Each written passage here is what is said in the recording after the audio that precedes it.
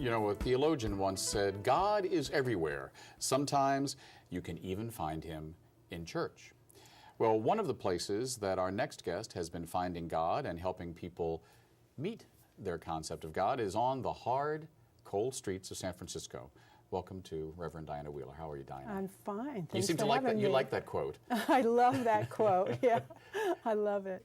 Now, you are part of a very unique ministry here in San Francisco, the San Francisco Night Ministry. Right. Tell us what that is, and then we're going to learn some more about you and how you got here. Okay, well, San Francisco Night Ministry began in 1964, and their main purpose is to provide pastoral care in the middle of the night between the hours of 10 p.m. and 4 a.m.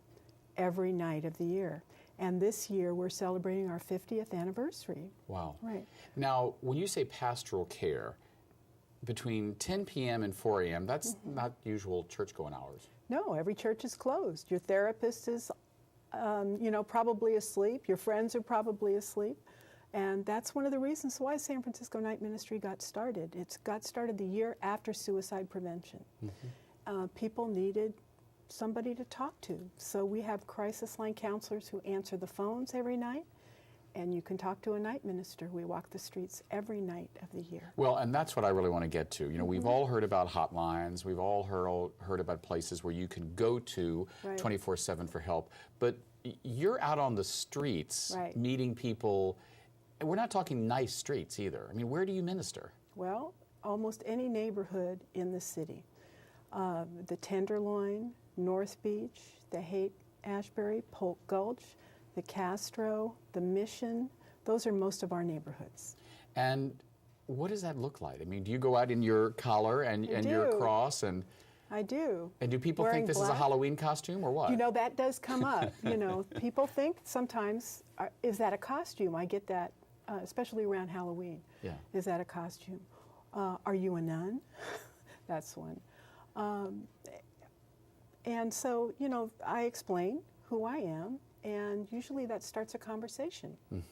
And most of the time it starts a conversation about what their religion of their original family was, and how that is for them, and whether they're active or they've moved away from the church. Yeah, now, how is this different from, because you wouldn't say that you're proselytizing or out there. Oh, absolutely not. Okay, because, the first thing that comes up is someone's like, oh my God, Diana's out there telling the prostitutes, give up your ways and come back to God. Oh, no. We meet people where they're at, in whatever condition they're in, whatever they need. And it's not really about what our agenda is.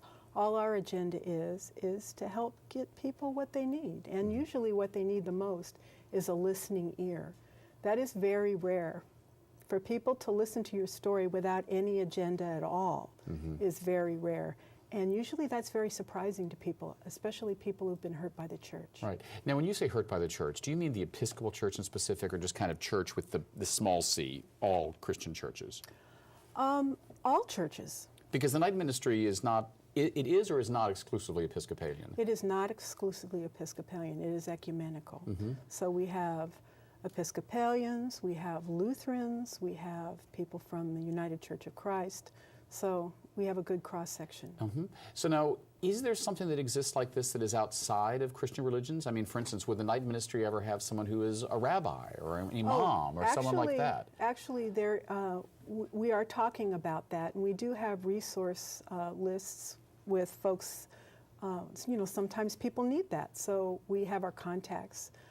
And we are moving toward that direction. I remember when I met you and heard about the night ministry, I was just really intrigued. And I didn't know that it had been around for 50 years. Yes. I mean, frankly, it doesn't seem like something that would last for 50 years. I mean, weren't we supposed to have, poverty and, all this? Wasn't that supposed to be over in the 60s, the Great Society? Well, we all know that that's not true. And we also serve people that have regular day jobs and homes and families, and if you're out in the middle of the night or you need to talk to somebody, we're there. It doesn't matter if, you live outside or whatever we meet with anybody. So tell me a little bit about a typical, probably is not the word you would use for what you do. I imagine it's not a typical night, but talk to me about what it's like going out into, say, the Castro at 2 a.m.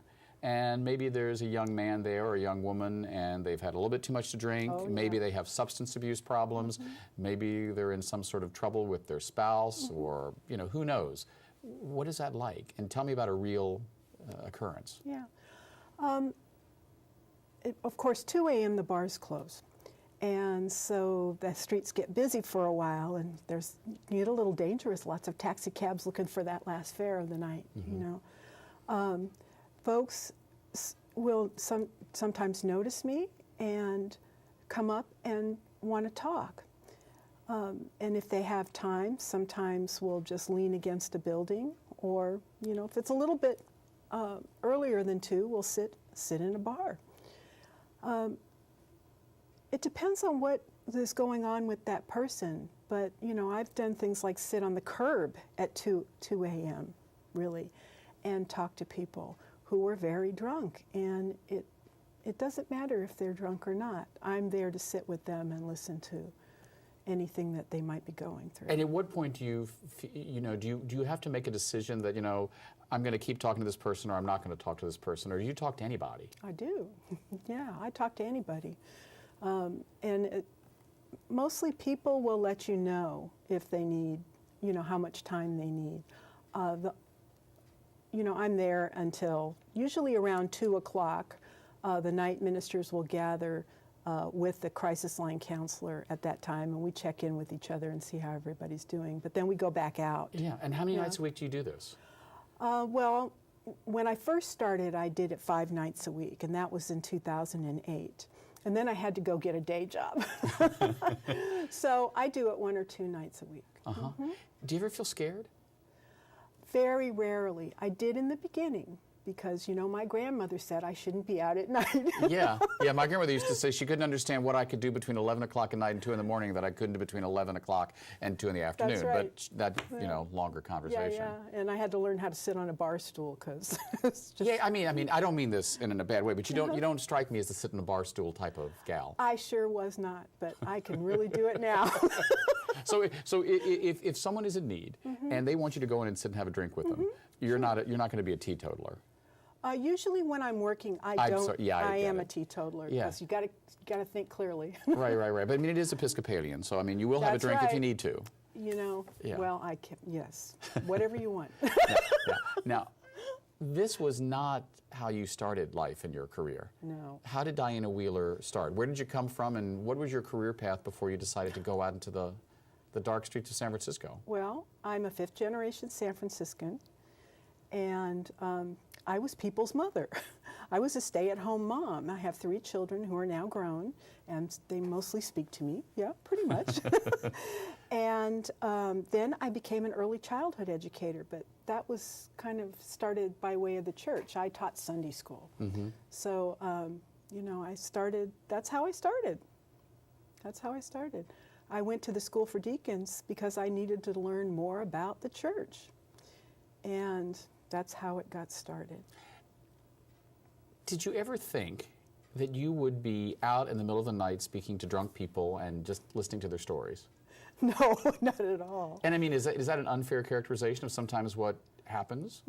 No, it's not unfair at all. I mean, I talk to people who are drunk, and a lot of them who aren't. Right. But, and some of them were just very happy, and some of them who were sad. Has there ever been anyone who was antagonistic towards you? Oh, sure. And how do you deal with that? You know, it used to make me nervous in the beginning when I started. What I found was that people are far less antagonistic because I'm a woman. And so I'm able to sit with people while they're being angry. And I don't defend the church. So are they angry at you, or are they angry at the church? They're angry at the church, but I'm there and I represent. And you've got a collar on. That's it. So I mean, it's kind of a big target. You bet. That's right. But I don't defend the church. I just listen to the pain that they have, and I just listen. And what's your goal? What is the mission of the night ministry? What would be success for you? Because you say it's not conversion. You're not out there saying, I want you to become an Episcopalian. No, no. For me, and I think for everybody on staff at Night Ministry, is we want folks to realize how valuable they are. A lot of people in the world, especially people we talk to at night, don't feel loved, and they don't feel valued by people sometimes, and sometimes by God. Yeah. And that's our job. And we do that by being in relationship with people and showing up over and over again with no agenda. So, you know, as the Bible says, Jesus, you know, sat down with prostitutes and tax collectors. You do the same, and probably some people that are even dicier than that. Sure. What's the diciest meeting you ever had? Something that really transformed you? I was on, I tell this story a lot. I was on Castro Street, and there was a young man that I had known for quite a long time, probably about a year by this time. He lived outside. That's what he chose to do. And he called me over. He was laying in the gutter, kind of using the curb as a pillow, and he was shooting up. And he just wanted me On to... Castro, he was shooting up That's heroin. right. I don't know what it was. Whatever it was. Yeah. And he just wanted me to sit with him. And I did that. So, I mean... And I made sure he was okay. And when he told me I could go, then I did. So you didn't say to him, take the needle out of your arm? No. So I told him I wasn't really comfortable, but that I would sit with him if he wanted me to. And do you feel that is the job of... That was the Christian thing to do? I was with him when he asked me to. I'm not his mother. Yeah. He's an adult. And as hard as it is, I've been people's mother, and I mean, I was hell on wheels as a mother, so it's really hard to get to that place. Yeah. And a lot of people would disagree with me, but then I was able to talk with this young man the day after, and the day after, and the day after. So do you feel that you've actually saved people's lives? You know, I'm sure. I'm sure. I know there's one story I've heard you tell, and I'd love you to tell it if you would, about, I think it was a story you told, I heard it with you and Tommy Dillon, about a prostitute one night who just like came over and hugged you or something because she was so stunned that someone would actually talk to her. Yeah. This happens a lot when we're walking in the Tenderloin.